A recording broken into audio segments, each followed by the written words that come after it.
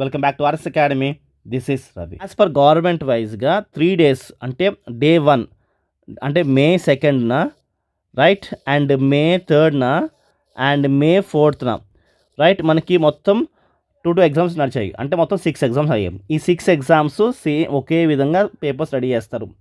Tough questions ఒకేలా ఉంటాయి, average questions ఒకేలా ఉంటాయి, ఈజీ క్వశ్చన్స్ ఒకేలా ఉంటాయి. బట్ మార్క్స్ ఎక్కువ కొంతమందికి కొంత తక్కువ మందికి వస్తూ ఉంటాయి. దాన్ని బట్టి పేపర్ అది ఈజీ అది టఫ్ అంటారు.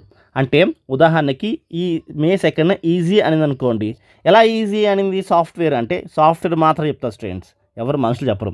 ఎలా ఈజీ అని చెప్తుంది అంటే సాఫ్ట్వేర్, దాంట్లో ఎక్కువ మందికి హైయెస్ట్ మార్క్స్ వచ్చాయి, తక్కువ మందికి లోయెస్ట్ మార్క్స్ వచ్చాయి. పేపర్ ఇదే టఫ్ అనుకోండి.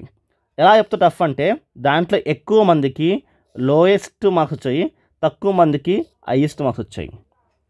ఇది యావరేజ్ అనుకోండి, అంటే దాంట్లో హైయెస్ట్ మార్క్స్ లోయెస్ట్ మార్క్స్ బ్యాలెన్స్డ్గా వచ్చినట్టు.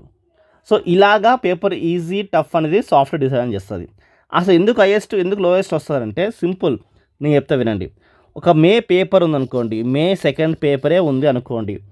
దీంట్లో చాలామంది అందరూ బ్రిలియంట్స్ వెళ్ళిపోయారు అనుకోండి, ఎక్కువ హైయెస్ట్ మార్క్స్ వస్తాయి, తక్కువ లోయెస్ట్ మార్క్స్ వస్తాయి. ఒకవేళ మే 3న గమనించండి, అందరు డల్ స్టూడెంట్సే వెళ్ళారు అనుకోండి, ఉదాహరణకు అనుకోండి, అప్పుడు చాలామందికి లోయెస్ట్ మార్క్స్ వస్తాయి, తక్కువ మందికి హైయెస్ట్ మార్క్స్ వస్తాయి. అప్పుడు మే 4న బ్రిలియంట్స్ వెళ్ళారు, అటు డల్లర్స్ వెళ్ళారు అనుకోండి, అప్పుడు ఇట్లా వస్తారు స్టూడెంట్స్. సో ఇలాగా ఈ యొక్క మార్క్స్ బట్టి సాఫ్ట్వేర్ డిసైడ్ చేస్తుంది ఆ పేపర్ ఈజీ ఆ పేపర్ టఫ్ అని. అంతేకాని గవర్నమెంట్ అయితే అన్ని పేపర్లు ఒకే విధంగా సెట్ చేయడానికి ట్రై చేస్తుంది. రైట్, ఇది మీరు గమనించాలి. ఓకే, సో మన వీడియో నచ్చితే లైక్ చేసి మీ ఫ్రెండ్స్కి షేర్ చేయండి. మన ఛానల్ సబ్స్క్రైబ్ చేసుకోండి. మెంటర్షిప్ కోసం కింద డీటెయిల్స్ అండ్ స్టూడెంట్స్ కాంటాక్ట్ అవ్వండి. బాయ్.